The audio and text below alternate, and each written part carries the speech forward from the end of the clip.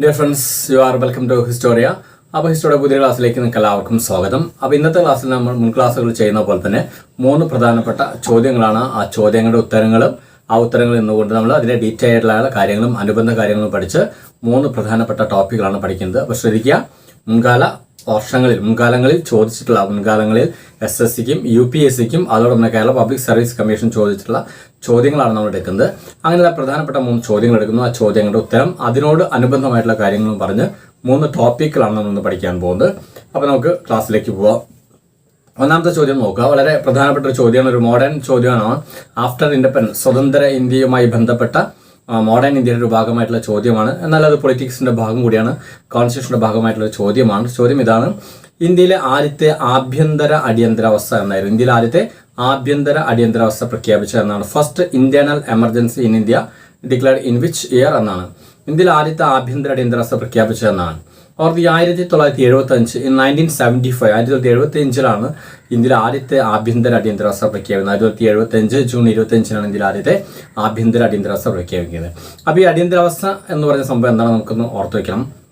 നമ്മൾ എമർജൻസി അല്ലെങ്കിൽ അടിയന്തരാവസ്ഥ എന്ന ആശയം നമ്മൾ കടമെടുത്തത് ജർമ്മനിയിൽ നിന്നാണ്. ഇന്ത്യൻ ഭരണഘടനയിൽ നമ്മൾ എമർജൻസി അല്ലെങ്കിൽ അടിയന്തരാവസ്ഥ എന്ന ആശയം നമ്മൾ കടമെടുത്തത് ജർമ്മനിയിൽ നിന്നാണ്. അടിയന്തരാവസ്ഥ എന്താണെന്ന് ഒറ്റ വാക്കിൽ എമർജൻസി എന്താണെന്ന് ചോദിച്ചാൽ ഓർത്തു വയ്ക്കുക, it is the period of അല്ലെങ്കിൽ during the period of suspension of all fundamental rights except article 20 and 21 എന്നാണ് പറയുന്നത്. എന്താണ് പറയുക? Suspension of all fundamental rights except article 20 and 21 എന്ന് പറയും. ആർട്ടിക്കിൾ 20 21 ഒഴികെ ബാക്കി എല്ലാ മൗലിക അവകാശങ്ങളും സസ്പെൻഡ് ചെയ്യപ്പെടുന്ന, റദ്ദ് ചെയ്യപ്പെടുന്ന ഒരു കാലഘട്ടത്തെയാണ് നമ്മൾ എന്താ പറയുക, എമർജൻസി എന്ന് പറയുന്നത്. നമ്മളെല്ലാ മൗലിക അവകാശങ്ങളും അതിൽ article 20 and 21 right to live, ജീവിക്കാനുള്ള അവകാശം, അതോടൊപ്പം തന്നെ പേഴ്സണൽ ലിബർട്ടി, വ്യക്തി സ്വാതന്ത്ര്യം, അതോടൊപ്പം തന്നെ ഒരാളെയും ഒരു കാരണം കൂടാതെ, റീസൺ കൂടാതെ അറസ്റ്റ് ചെയ്യാൻ പാടില്ല. അതാണ് ആർട്ടിക്കിൾ 21 എന്ന് പറയുന്നത് റൈറ്റ് ടു ലിവ്, ജീവിക്കാനുള്ള അവകാശം, വ്യക്തി സ്വാതന്ത്ര്യം. ഇത് രണ്ടൊഴികെ ബാക്കി നമ്മുടെ എല്ലാ മൗലിക അവകാശം സസ്പെൻഡ് ചെയ്യപ്പെടുന്ന, റദ്ദ് ചെയ്യപ്പെടുന്ന ആ ഒരു കാലഘട്ടത്തെ അല്ലെങ്കിൽ ആ ഒരു സംഭവത്തെ നമ്മൾ എന്താ പറയുന്നത്, എമർജൻസി അല്ലെങ്കിൽ അടിയന്തരാവസ്ഥ എന്ന് പറയുന്നത്. അപ്പോൾ ഇതിന്റെ റീസൺ എന്താ വെച്ചാൽ, ഒന്ന് ആഭ്യന്തര കലാപം, നാട്ടിൽ ആഭ്യന്തര കലാപം ഉണ്ടായിക്കഴിഞ്ഞാൽ അങ്ങനെ സന്ദർഭം നമുക്ക് പ്രഖ്യാപിക്കാം. രണ്ടാമത് വിദേശ രാഷ്ട്രങ്ങളുമായിട്ടുള്ള യുദ്ധങ്ങൾ ഉണ്ടായിക്കഴിഞ്ഞാൽ പ്രഖ്യാപിക്കാം. അല്ലെങ്കിൽ വിദേശ രാഷ്ട്രം നമ്മളെ അറ്റാക്ക് ചെയ്ത് കഴിഞ്ഞാൽ ഇങ്ങനെയുള്ള സന്ദർഭങ്ങളൊക്കെ നമ്മൾ പൊതുവെ എമർജൻസി പ്രഖ്യാപിക്കുക. അപ്പോൾ 3 തരത്തിൽ എമർജൻസിയാണ് ഇന്ത്യയിൽ. ഒന്ന് ആർട്ടിക്കിൾ 352, ആർട്ടിക്കിൾ 352 പ്രകാരം നാഷണൽ എമർജൻസിയാണ്. 2 ആർട്ടിക്കിൾ 356 പ്രകാരം പ്രസിഡൻഷ്യൽ റൂൾ ഇൻ സ്റ്റേറ്റ് ആണ്, രാഷ്ട്രപതി ഭരണ സംസ്ഥാനങ്ങളാണ്. പക്ഷെ അത് നമ്മൾ പഠിക്കുന്നത് suspension of elected government in state എന്ന് പറയാം. സംസ്ഥാനങ്ങളിൽ തിരഞ്ഞെടുക്കപ്പെട്ട ഗവൺമെന്റ് സസ്പെൻഡ് ചെയ്യുക, എന്നിട്ട് ആ സംസ്ഥാനങ്ങളിൽ രാഷ്ട്രപതി ഭരണം കൊണ്ടുവരും. രണ്ടാമത്തെ സംസ്ഥാനങ്ങൾ അടിയന്തരാവസ്ഥ എന്ന് പൊതുവെ നമ്മൾ പറയാം. പൊതുവെ ശ്രദ്ധിക്കുക, നമ്മുടെ ഇൻസ്റ്റിറ്റ്യൂഷനിൽ അല്ലെങ്കിൽ മറ്റു പൊതുവെ പറയുമ്പോൾ സംസ്ഥാനങ്ങളിൽ എമർജൻസി പ്രഖ്യാപിക്കുക എന്ന് പറയാം. പക്ഷെ അത് ഓർത്ത് വയ്ക്കുക, suspension of elected government state എന്ന സംസ്ഥാനങ്ങളിലുള്ള തിരഞ്ഞെടുക്കപ്പെട്ട ഗവൺമെന്റ് സസ്പെൻഡ് ചെയ്ത് അവിടെ രാഷ്ട്രപതി ഭരണം കൊണ്ടുവരും. ആർട്ടിക്കിൾ 356. അപ്പോൾ സംസ്ഥാനങ്ങൾ എമർജൻസി. മൂന്നാമത്തെ ആർട്ടിക്കിൾ 360, ആർട്ടിക്കിൾ 360 പ്രകാരം ഫിനാൻഷ്യൽ എമർജൻസി. അങ്ങനെ 3 എമർജൻസികൾ, 3 തരത്തിലുള്ള അടിയന്തരാവസ്ഥകളാണ് ഇന്ത്യയിൽ. അപ്പോൾ ഏതൊക്കെ? ഒന്ന് ആർട്ടിക്കിൾ 352 പ്രകാരം ദേശീയ അടിയന്തരാവസ്ഥ. 2 ആർട്ടിക്കിൾ 356 പ്രകാരം സംസ്ഥാനങ്ങളിൽ എമർജൻസി. ആർട്ടിക്കിൾ 360 പ്രകാരം ഫിനാൻഷ്യൽ എമർജൻസി, സാമ്പത്തിക അടിയന്തരാവസ്ഥ എന്നിവരെ പ്രഖ്യാപിച്ചില്ല. ഇതാണ് എമർജൻസി എന്ന് പറയുന്നത്. ഇനി അവിടെ ചോദ്യം ഇതാണ്, ഇന്ത്യയിലെ ആദ്യത്തെ ആഭ്യന്തര അടിയന്തരാവസ്ഥ 1975 ആണ്. അപ്പോൾ ഇന്ത്യയിൽ ടോട്ടലി നാഷണൽ എമർജൻസി ആകെ 3 പ്രഖ്യാപിച്ചത്. അതിൽ ആദ്യത്തെ നമുക്കറിയാം, ഇൻ 1962 1962 ഇന്ത്യയിലെ ഫസ്റ്റ് നാഷണൽ എമർജൻസി പ്രഖ്യാപിച്ചത് due to the reason of India China war declared by doctor S Radhakrishnan. അപ്പോൾ ഇന്ത്യയിൽ ആദ്യത്തെ എമർജൻസി 1962 ഇന്ത്യ ചൈന യുദ്ധം ഉണ്ടായതിന്റെ ഫലമായിട്ടാണ് ഇന്ത്യയിൽ ആദ്യമായിട്ട് ഒരു ദേശീയ അടിയന്തരാവസ്ഥ പ്രഖ്യാപിക്കുന്നത്. അത് പ്രഖ്യാപിച്ചത് അന്നത്തെ രാഷ്ട്രപതിയായിരുന്നു ഡോക്ടർ എസ് രാധാകൃഷ്ണനായിരുന്നു. Doctor S രാധാകൃഷ്ണനാണ്.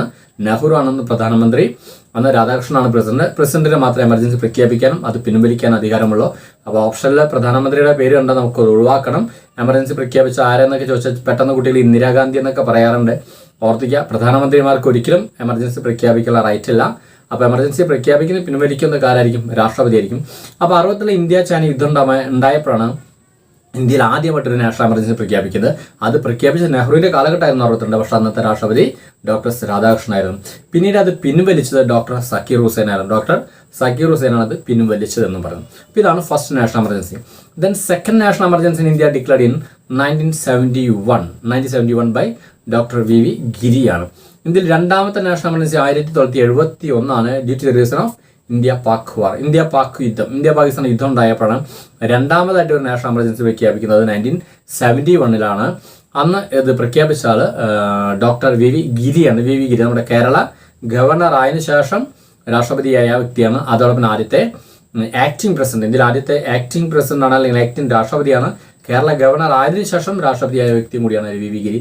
അദ്ദേഹമാണ് രണ്ടാമത്തെ നാഷണൽ എമർജൻസി പ്രഖ്യാപിച്ചത്. 1971 കാരണം എന്താ പറയുന്നത്, ഇന്ത്യ പാകിസ്ഥാൻ യുദ്ധമാണ് എന്നുകൂടി ഓർത്തു വയ്ക്കുക. ഈ അടുത്ത കാലത്ത് ഒരു ബിയോണ്ട് ദി ബോർഡർ 1971 ഒരു സിനിമ, മേജർ രവിയുടെ ഒരു സിനിമയ്ക്ക് ഇറങ്ങിയിട്ടുണ്ട് മോഹൻലാൽ. അത് ഈ ഒരു കഥയാണ്, ഇന്ത്യ പാകിസ്ഥാൻ യുദ്ധമാണ്. അപ്പോൾ 1971 രണ്ടാമത്തെ എമർജൻസി. പിൻവലിച്ച ആൾ ബി ഡി ജെട്ടിയാണ്. ഇന്ത്യയിലെ ആ രണ്ടാമത്തെ നാഷണൽ എമർജൻസി പ്രഖ്യാപിച്ച ആൾ വി വി ഗിരിയാണെന്ന് പറയുന്നത്. പക്ഷെ അത് പിൻവലിച്ച ആൾ ആരാണ്? ബി ഡി ജെട്ടിയാണ്. ഇന്ത്യയിൽ ഏറ്റവും കൂടുതൽ തവണ, ദാറ്റ് മീൻസ് 2 തവണ ആക്ടിംഗ് പ്രസിഡന്റ് ആയിട്ടുള്ളതാണ് ബി ഡി ജെട്ടി. അദ്ദേഹമാണ് രണ്ടാമത്തെ നാഷണൽ എമർജൻസി പിൻവലിച്ച ആൾ, വിഡ്രോ ചെയ്ത ആൾ. പക്ഷെ അത് പ്രഖ്യാപിച്ച ആൾ വി വി ഗിരി. ഇന്ത്യയിൽ ആദ്യത്തെ ആക്ടിംഗ് പ്രസിഡന്റ് കൂടിയാണ് വി വി ഗിരി എന്ന് കൂടി മറക്കാതെ പഠിക്കുക. കേരള ഗവർണർ ആയതിനു ശേഷം രാഷ്ട്രപതിയായ വ്യക്തിയാണ്. അതോടൊപ്പം ആദ്യത്തെ ആക്ടിംഗ് പ്രസിഡന്റ് കൂടിയാണ് വി വി ഗിരി എന്നുകൂടി ഓർത്തിക്കുക. പിൻവലിച്ച ആൾ ബി ഡി ജെട്ടിയാണെന്ന് ഓർത്തിക്കുക. സോ ഇത് രണ്ടാമത്തെ നാഷണൽ എമർജൻസി. ഇനി മൂന്നാമത്തെ നാഷണൽ എമർജൻസി ഓർത്തിക്കുക. 1975 due to the reason of internal disturbance. 1975 due to the reason of internal disturbance, ആഭ്യന്തര ലഹളയുടെ കാരണത്തിലാണ് 1975 ഒരു ദേശീയ ആഭ്യന്തര അടിയന്തരാവസ്ഥ പ്രഖ്യാപിക്കും. ഇതാണ് നമ്മുടെ ചോദ്യത്തിന്റെ ഉത്തരം. എന്ത്? ഇന്ത്യയിൽ ആദ്യമായി ഒരു ആഭ്യന്തര അടിയന്തരാവസ്ഥ പ്രഖ്യാപിച്ചത് അത് 1975 ഇന്ദിരാഗാന്ധിയുടെ കാലഘട്ടത്താണ്. ഇന്ദിരാഗാന്ധിയുടെ തിരഞ്ഞെടുപ്പുമായി ബന്ധപ്പെട്ട ഒരു സമരം അലഹാബാദ് ഹൈക്കോടതിയിൽ രാജനാരായണൻ കൊടുത്ത ഒരു കേസിന്റെ റിസൾട്ട് വന്ന്, ആ കേസിന്റെ വിധി വന്ന്, അതുമായി ബന്ധപ്പെട്ട കാര്യമാണ്. അപ്പോൾ അത് ഒരു ഡീറ്റെയിൽ കഥയാണ്, സ്റ്റോറി. അതുകൊണ്ട് ഞാൻ പറയുന്നില്ലെങ്കിൽ ഇത് ഓർത്ത് വയ്ക്കുക. ഇന്ദിരാഗാന്ധിയുമായി ബന്ധപ്പെട്ട്, ഇലക്ഷനുമായി ബന്ധപ്പെട്ട് രാജനാരായണൻ കേസ് കൊടുത്തു. അതിന്റെ ഒരു വെർഡിക്റ്റ് ഒന്ന്, വിധി വരുന്നു. ആ വിധിയുമായി ബന്ധപ്പെട്ട് ജയപ്രകാശ് നാരായണനും ഇന്ത്യയിലെ സോഷ്യലിസ്റ്റുകളെല്ലാം കൂടി ഇന്ത്യയിലൊരു ടോട്ടൽ റവല്യൂഷൻ, സമ്പൂർണ്ണ വിപ്ലവം എന്ന രീതിയിൽ സമരം ഉണ്ടാകുന്നു. നമ്മുടെ നാട്ടിലാകെ അലങ്കോലങ്ങളാകുന്നു. ഒരു ഇന്ത്യയിലെ ഡിസ്റ്റർബൻസ്, ആഭ്യന്തര ലഹളകളും വിഷയങ്ങളാകുന്നു. അങ്ങനെയാണ് ഇന്ദിരാഗാന്ധിയുടെ കാലത്ത് അന്ന് ഇന്ത്യയിൽ ആദ്യമായിട്ടൊരു ആഭ്യന്തര അടിയന്തരാവസ്ഥ പ്രഖ്യാപിക്കുന്നത് 1975 ഡിക്ലെയർഡ് ബൈ ഫക്രുദ്ദീൻ അലി അഹമ്മദ്. അപ്പോൾ ഈ ആദ്യത്തെ ആഭ്യന്തര അടിയന്തരാവസ്ഥ 1975 ഇന്ദിരാഗാന്ധിയുടെ കാലഘട്ടമാണ്. അത് പ്രഖ്യാപിച്ച ആൾ അന്നത്തെ രാഷ്ട്രപതി ഫക്രുദ്ദീൻ അലി അഹമ്മദ് ആണ്. ആരാണ്? ഫക്രുദ്ദീൻ അലി അഹമ്മദ്. അത് പിൻവലിച്ച ആൾ, വിഡ്രോ ചെയ്ത ആൾ ബി ഡി ജെട്ടി. നമ്മൾ രണ്ടാമത്തെ എമർജൻസി പിൻവലിച്ച ബി ഡി ജെട്ടി തന്നെയാണ് ഈ മൂന്നാമത്തെ എമർജൻസിയും പിൻവലിച്ചത്. ക്ലിയർ ആയില്ലോ? അപ്പോൾ ഇതാണ് ഇന്ത്യയിലെ നാഷണൽ എമർജൻസി എന്ന്. അപ്പോൾ ഇന്ത്യയിൽ ടോട്ടലി 3 തവണ നാഷണൽ എമർജൻസി പ്രഖ്യാപിച്ചത്. അതിൽ 2 നമ്മൾ ആദ്യം 62 പിന്നെ 72 നമ്മുടെ യുദ്ധങ്ങളായിരുന്നു. പാകിസ്ഥാനുമായിട്ടും ചൈനയുമായിട്ടും യുദ്ധമാണ്. പക്ഷേ ആദ്യത്തെ ഒരു ആഭ്യന്തര അടിയന്തരാവസ്ഥ 1975 ഇന്ദിരാഗാന്ധിയുടെ കാലഘട്ടമാണ് പ്രഖ്യാപിച്ചാൽ ഫക്രുദ്ദീൻ അലി അഹമ്മദും പിൻവലിച്ചാൽ ബി ഡി ജെട്ടിയാണ്. ക്ലിയർ ആയിരിക്കും?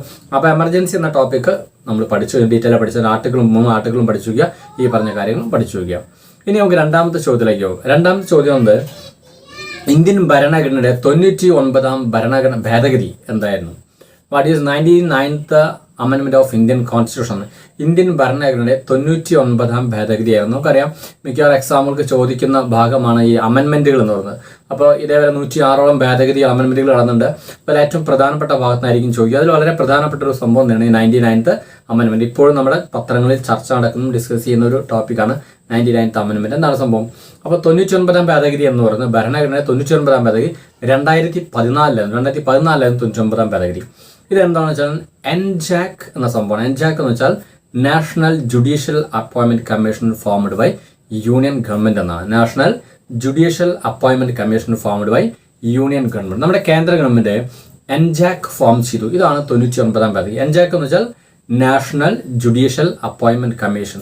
ഇതെന്താണെന്ന് വെച്ചാൽ it is one of the central government agency for അപ്പോയിൻമെന്റ് judges of high court and supreme court including chief justice എന്നാണ് പറയുന്നത്. എന്ന് വെച്ചാൽ നമ്മുടെ സുപ്രീം കോടതിയിലെയും ഹൈക്കോടതികളിലെയും ജഡ്ജിമാരെ നിയമിക്കുക, അവരെ അപ്പോയിൻമെന്റ്, അവരെ ട്രാൻസ്ഫർ, അവരെ സ്ഥലം മാറ്റുക, അവരെ പ്രൊമോഷൻ കൊടുക്കുക, സ്ഥാനക്കയറ്റം നൽകുക, ഇതെല്ലാം തീരുമാനിക്കുന്ന ഇന്ത്യയിൽ ഒരു കൊളീജിയം എന്ന് പറയുന്ന സിസ്റ്റം. എന്താണ് കൊളീജിയം? ഈ കൊളീജിയമാണ് ഇത് തീരുമാനിക്കുക. ആ കൊളീജിയത്തിൽ വരുന്നത് നമ്മുടെ സുപ്രീം കോടതി ചീഫ് ജസ്റ്റിസും കൂടാതെ സീനിയർ മോസ്റ്റ് 2 ജഡ്ജിമാരാണ്. സുപ്രീം കോടതി ചീഫ് ജസ്റ്റിസും 2 സീനിയർ മോസ്റ്റ് ജഡ്ജാണ്. 2 സുപ്രീം കോടതി ചീഫ് ജസ്റ്റിസ് ഉണ്ടായിരിക്കും. അതുകൂടാതെ സുപ്രീം കോടതി തന്നെ ഏറ്റവും സീനിയർ ആയിട്ടുള്ള 2 ജഡ്ജിമാർ. ഇവരാണ് കൊളീജിയം എന്ന് പറയുന്നത്.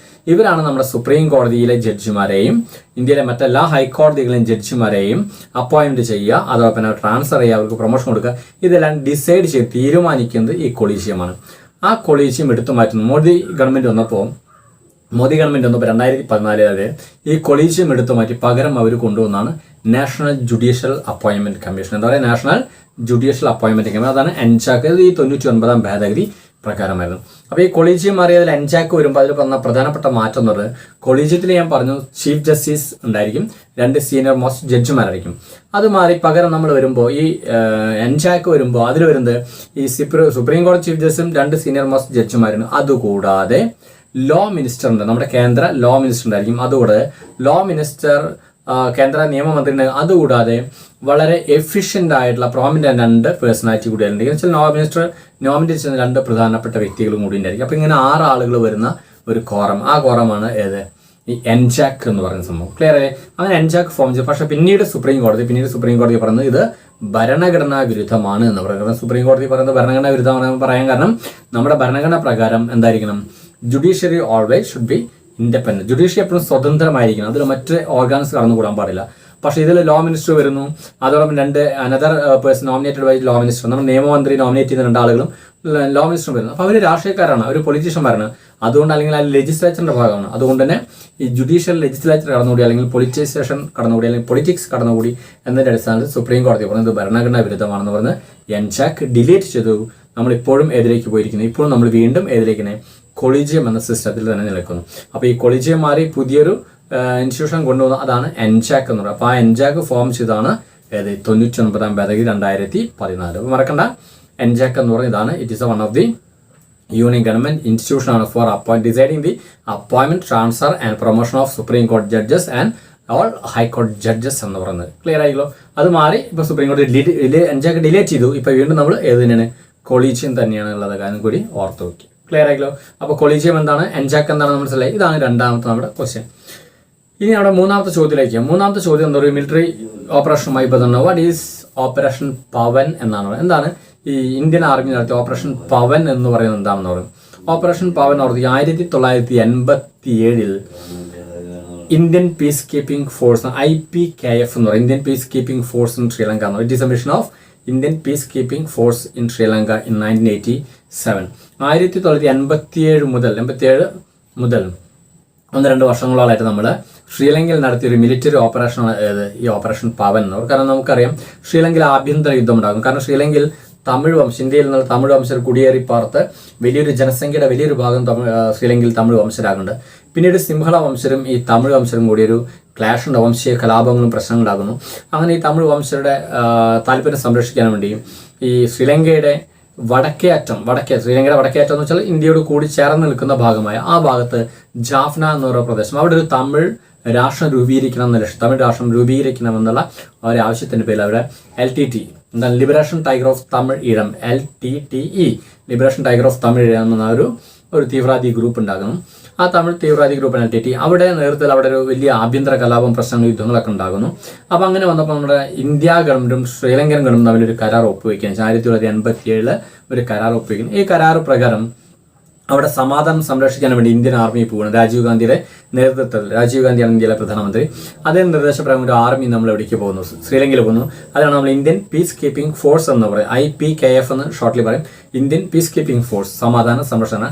ശ്രീലങ്കയിൽ പോകുന്നു. ഈ തമിഴ് പുലികളുമായി ചില സന്ധികളും ഉടമ്പടികളും ഉണ്ടാക്കാൻ ശ്രമിക്കുന്നു, പക്ഷെ നടക്കുന്നില്ല. തമിഴ് പുലികളുടെ ഇടയിൽ ചില തെറ്റിദ്ധാരണകൾ ഉണ്ടാകുകയാണ്. എന്താണ് തെറ്റിദ്ധാരണ? ശ്രീലങ്കൻ ഗവൺമെന്റുമായി നമ്മളൊരു കരാറുണ്ടാക്കി തമിഴ് പുലികളെ അവിടുന്ന് ഓടിക്കാൻ വേണ്ടി, അല്ലെങ്കിൽ അവിടുന്ന് പറഞ്ഞയക്കാൻ വേണ്ടിയാണ് ഇന്ത്യൻ സേന ചെന്നൊരു തെറ്റിദ്ധാരണയായി. അതിൻ്റെ ഫലമായി ഈ തമിഴ് പുലികളും ഇന്ത്യൻ ആർമി നമ്മൾ ക്ലാഷ് ഉണ്ടാകുന്നു, യുദ്ധം ഉണ്ടാകുന്നു, ആഭ്യന്തരം ഉണ്ടാകുന്നു. ഒരുപാട് നാശനഷ്ടം ഇന്ത്യൻ ആർമിക്ക് ഉണ്ടാകും. കാരണം ഈ തമിഴ് പുലികൾ ടോട്ടലി ഗറില്ല വാർഫെയറുകളാണ് നടത്തിയത്. അതുകൊണ്ട് ഇന്ത്യൻ സേനയ്ക്ക് ഒരുപാട് നഷ്ടങ്ങളൊക്കെ ഉണ്ട്. ഇപ്പോഴും അത് ചർച്ച ചെയ്യുന്ന കാര്യങ്ങളാണ്. എത്ര ആളുകൾ മരിച്ചു, എത്ര ആളുകൾ പരിക്ക് പറ്റി, എത്ര ആളുകളെ തടവിലാക്കി എന്ന് പോലും ഇപ്പോഴും വ്യക്തമായ ഒരു കണക്കില്ലാത്തൊരു ആഭ്യന്തര യുദ്ധം കൂടിയായിരുന്നു, അല്ലെങ്കിൽ ഇന്ത്യയുടെ മിലിറ്ററി ഓപ്പറേഷൻ കൂടിയായിരുന്നു ഓപ്പറേഷൻ പവൻ. ഫൈനലി എന്താണെന്ന് വന്നാലും ഈ യുദ്ധത്തിൽ നമ്മൾ ശ്രീലങ്കൻ പുലികളെ പരാജയപ്പെടുത്തുകയും ആ ജാഫ്ന മുനമ്പ് പിടിച്ചെടുക്കുകയും അത് ശ്രീലങ്കൻ ഗവൺമെൻറ് ഏൽപ്പിച്ച് നമ്മൾ തിരിച്ചു പോരുകയാണ് ചെയ്യുന്നത്. ഇതാണ് ഈ IPKF അല്ലെങ്കിൽ ഇന്ത്യൻ പീസ് കീപ്പിംഗ് ഫോഴ്സ് എന്ന് പറയുന്നത്. ഈ മിലിറ്ററി ഓപ്പറേഷനാണ് നമ്മൾ ഓപ്പറേഷൻ പവൻ എന്ന് നമ്മൾ പറയുന്നത്. അപ്പോൾ ഓപ്പറേഷൻ പവൻ മറക്കണ്ട, it is A mission of Indian army, that means Indian peace keeping force in Sri Lanka in 1987. അപ്പോൾ നമ്മളതിൽ വിജയിച്ചു, തമിഴ് പുലികളെ പുറത്താക്കിയെങ്കിൽ അതിന് വലിയൊരു നഷ്ടം കൂടി നമുക്കുണ്ടാകുന്നത്, വലിയൊരു നഷ്ടം കൂടി നമ്മൾ സഹിക്കേണ്ടി വന്നു. ആ നഷ്ടമാണ് 1991 മെയ് 21, 1991 മെയ് 21 തമിഴ്നാട്ടിലെ ശ്രീപെരുമ്പത്തൂരിൽ വെച്ച് നമ്മുടെ ഇന്ത്യയുടെ ഏറ്റവും പ്രായം കുറഞ്ഞ പ്രധാനമന്ത്രിയായ രാജീവ് ഗാന്ധിയെ LTT ഒരു വനിതാ കമാൻഡറായ തനു എന്ന് പറഞ്ഞ സ്ത്രീ, LTT ഒരു വനിതാ കമാൻഡറായ തനു എന്ന സ്ത്രീ ഹ്യൂമാൻ ബോംബായി വന്ന് ബോംബ് പൊട്ടിച്ച് ശ്രീപെരുമ്പത്തൂരിൽ വെച്ച് 1991 മെയ് 20 രാജീവ് ഗാന്ധിയെ വധിക്കുന്നതും ഈ ശ്രീലങ്കയുടെ ഈ തമിഴ് പുലികളുടെ ഒരു റിവെഞ്ച് ആയിരുന്നു എന്ന കാര്യം കൂടി ഓർത്ത് വയ്ക്കുകയാണ്. ക്ലിയർ ആയിരിക്കുമല്ലോ. അപ്പോൾ അങ്ങനെയാണ് ഈ ഓപ്പറേഷൻ പവൻ അവസാനിക്കുന്നത് ഓർക്കുക. അപ്പോൾ ഇതാണ് നമ്മുടെ ഓപ്പറേഷൻ പവൻ. അപ്പോൾ ഇന്നത്തെ ക്ലാസ്സിൽ നമ്മൾ 3 ടോപ്പിക്കുകളാണ് പഠിച്ചത്. ഒന്ന്, എമർജൻസി എന്താണ്, ഇന്ത്യയിൽ എത്ര തവണ എമർജൻസി പ്രഖ്യാപിച്ചിട്ടുണ്ട്, ആരൊക്കെയായിരുന്നു, ഏതെല്ലാം കാലഘട്ടം വരുന്നത്, റീസൺ എന്തായിരുന്നു, നമ്മൾ വളരെ വിശദമായി പഠിച്ചു. രണ്ടാമത്തെ എൻജാക് എന്ന് പറയുന്ന സംഭവം, നാഷണൽ ജുഡീഷ്യൽ അപ്പോയിൻമെന്റ് കമ്മീഷൻ എന്താണെന്ന് പഠിച്ചു, അല്ലെങ്കിൽ അതോടൊപ്പം തന്നെ കൊളീജിയം എന്ന സംഭവം എന്താണെന്ന് പഠിച്ചു. മൂന്നാമത്തെ ഇന്ത്യൻ മിലിറ്ററി ഓപ്പറേഷനായ ഓപ്പറേഷൻ പവൻ, അത് ശ്രീലങ്കയിൽ 1987 എന്താണെന്നും പഠിച്ചു. അപ്പോൾ ഈ 3 കാര്യങ്ങളാണ് നമ്മൾ ഇന്നത്തെ ക്ലാസ്സിൽ പഠിച്ചത്. അപ്പോൾ ഈ 3 ടോപ്പിക്കുകൾ വളരെ ഭംഗിയായിട്ട് പഠിക്കുക, നന്നായിട്ട് ശ്രദ്ധിച്ച് കേൾക്കുക. ഇനി ഇതുമായി ബന്ധപ്പെട്ട് നിങ്ങൾക്ക് എന്തെങ്കിലും ഡൗട്ടുകളോ മറ്റു കാര്യം തീർച്ചയായിട്ടും നമ്മൾ കമന്റ് ബോക്സിൽ കമന്റ് ചെയ്യുക. അതല്ലെങ്കിൽ 9846298093 എന്ന നമ്പറിൽ കമന്റ് ചെയ്ത് നിങ്ങൾക്ക് വേണ്ട നിർദ്ദേശങ്ങളും ഗൈഡൻസും നൽകാവുന്നതാണ്. സോ അടുത്ത ക്ലാസ്സിൽ വീണ്ടും നല്ല ടോപ്പിക്കുമായി കണ്ടുമുട്ടാം.